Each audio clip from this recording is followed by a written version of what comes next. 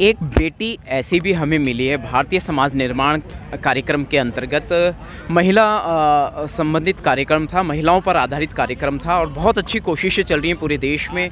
और सुल्तानपुरी में यह कार्यक्रम आयोजित किया। जो लेखक हैं और शायद लॉ भी कर रही हैं आप? नहीं, मैं लॉ नहीं कर रही, मैं अभी एमए करना चाहती हूँ। जी जी।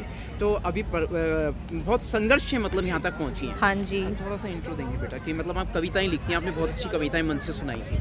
मैं कविताएं लिखती हूँ, मैं नॉवेल्स लिखती हूँ, फिक्शन नॉवल, नॉन फिक्शन।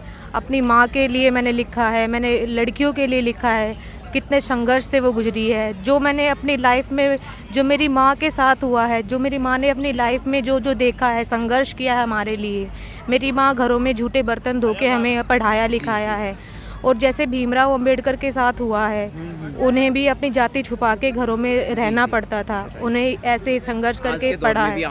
आज के दौर में मेरी माँ ने भी ऐसे ही हमें बचपन से लेके पढ़ाया है। ऐसे उन्हें भी घरों में काम, जैसे वो मांगने जाती थी, उन्हें जाति से, जैसे जाति पूछते ही उन्हें काम नहीं दिया जाता था, तो उन्हें भी अपनी जाति छुपानी पड़ी और फिर उन्हें घर में काम मिलना। और उस टाइम पे पढ़ाना इतना ज़रूरी था। मेरी माँ 5 पढ़ी हुई है, तो उस टाइम पे मेरी मम्मी ने सोचा कि मैं नहीं पढ़ पाई तो कम से कम मेरे बच्चे पढ़ पाए। हम 3 भाई बहन हैं, मेरा बड़ा भाई, फिर मैं, फिर मेरा छोटा भाई। उसके बाद फिर मेरी मम्मी ने घरों में काम किया, 1 घर से 2 घर पकड़े, 2 से 3 घर पकड़े, 3 से 4 घर पकड़े। ऐसे कर करके मेरी मम्मी ने फिर 4थे घर से 5वां घर अपना हो गया। 5 घरों का काम करना आसान बात नहीं है। और 5 घरों का काम करके, इतनी दिन रात मेहनत करके मेरी मम्मी ने हमें पढ़ाया लिखाया, इस काबिल बनाया कि मैं आज लेखक बनी हूँ उनके कारण। तो जी, अभी आपका कौन सा रचना चल रही है, कौन सी? मैं अपनी मम्मी पापा के, मेरे पहले तो मैं इंग्लिश में लिखती थी, लेकिन मेरे मम्मी पापा ने बोला कि तू जो लिखती है हमें समझ नहीं आता, लेकिन ऐसा लिख कि हम भी समझ पाए। तो हम क्या करते हैं कि मेरे पापा जो सफाई कर्मचारी हैं, तो वो, मेरे पापा का और मेरा ऐसा रूटीन है कि शाम को पापा जैसे ड्यूटी से घर आते हैं तो छत पे हम बैठते हैं और पापा और मैं खूब सारी बातें करते हैं। पापा अपने ड्यूटी की सारी बातें शेयर करते हैं मेरे साथ। मेरे पापा का अच्छा बॉन्डिंग है, तो अपने ड्यूटी के कुछ किस्से सुनाते हैं, किस तरह से वो काम करते हैं, कैसा संघर्ष करते हैं। तो मैंने उनके ही लाइफ से कुछ जुड़े किस्से लिखने शुरू कर दिए। मम्मी भी कुछ अपनी, मम्मी एक बेटी की अच्छी दोस्त होती है, ऐसा माना जाता है। तो मैंने मम्मी से भी कुछ ऐसे सीखे, सुने उनके किस्से, जैसे वो शादी करके अपने नई घर में आई, किस तरह से उनके साथ व्यवहार हुआ घर में। तो वो मैंने, मेरे दिमाग में कुछ ऐसा चला कि मैं इनकी लाइफ स्टोरी के बारे में लिखूं, किस तरह से इनके साथ संघर्ष करके इन्होंने हमें पढ़ाया लिखाया है। तो वो मैं अब लिख रही हूँ इनकी लाइफ के बारे में। इनकी जीवनी लिख रही हूँ मैं, अपने माता पिता की। हाँ जी, एक घर ऐसा भी। और कोई अपनी कविता आप एक बार दोहराना चाहेंगे जो मंच पे दोहराई है? उसके अलावा मंच पे दोहराई है, उसके अलावा मैं अभी फ़ोन में देख के ही मैं मुँह ज़बानी, कोई दिक्कत मुँह ज़बानी तो ऐसे याद नहीं रहती है, तो फ़ोन में देख के अभी आप इसको स्टॉप कर दीजिए थोड़ा देर। किसी की वाइफ जी लाल रंग के बारे में कुछ अगर बता रहे हैं? एक मैंने लाल रंग के बारे में कविता लिखी है। अगर किसी की वाइफ मर जाती है तो कोई आदमी जो है वो दूसरी औरत ब्याह के ले आता है, तो उसके ऊपर मैंने एक कविता लिखी है। अगर मैं मर जाती तो तू मुझसे और ब्याह लाता, अगर मैं मर जाती तो मुझसे तू और ब्याह लाता, उससे खूब प्यार भी करता और मुझे भी भूल जाता। तुझ पर कोई ना लगाता लाछन, ना इनकार करता कोई खुशी का आंगन।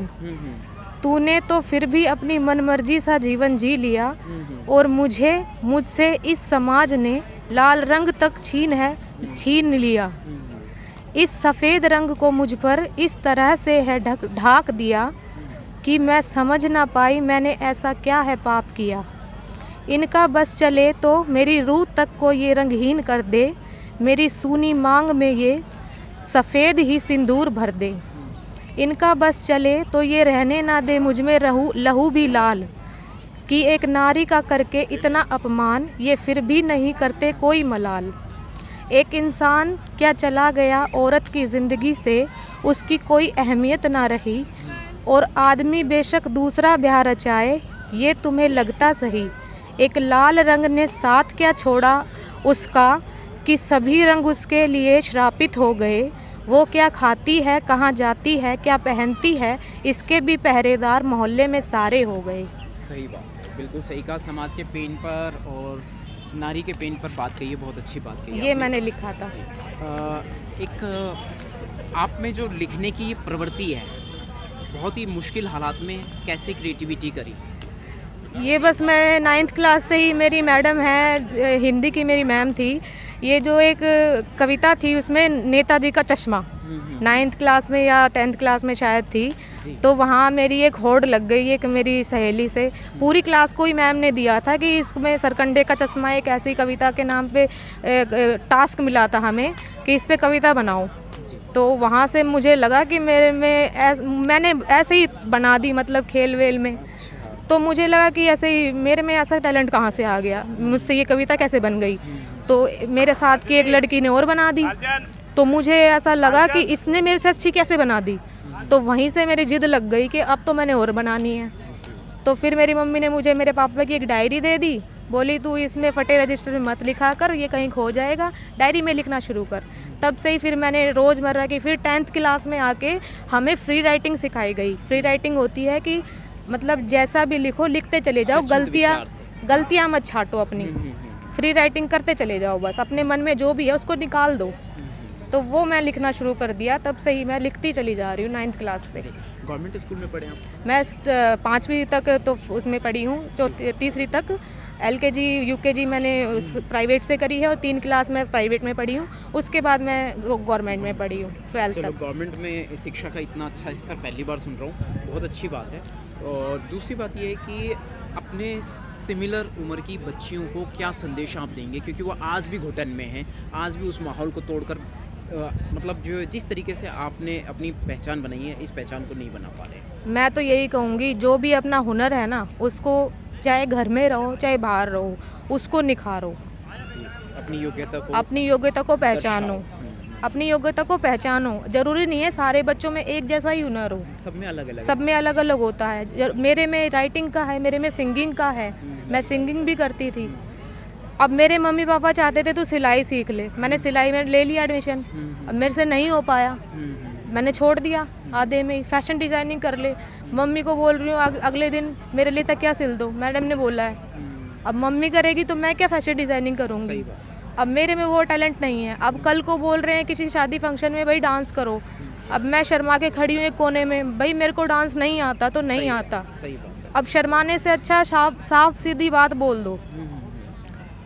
अब मेरी एक भाभी ने मेरे को सजेशन दिया कि प्रियंका किसी में टैलेंट अलग होता है।